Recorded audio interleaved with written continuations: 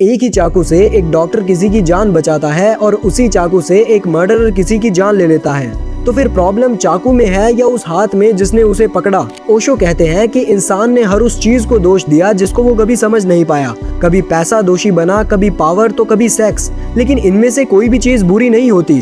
बुराई सिर्फ बेहोशी में है। अगर तुम्हारे पास अच्छा घर, अच्छी कार, अच्छे कपड़े हैं तो खूब एंजॉय करो, खूब।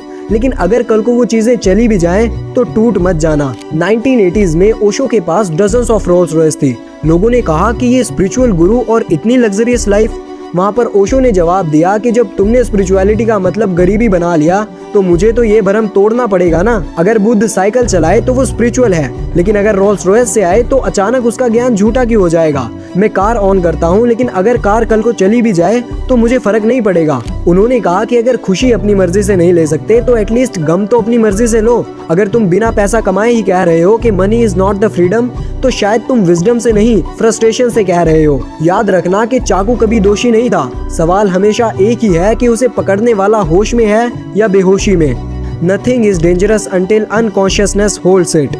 Money itself is not a freedom, but when it no longer defines who you are, it becomes a gateway to freedom.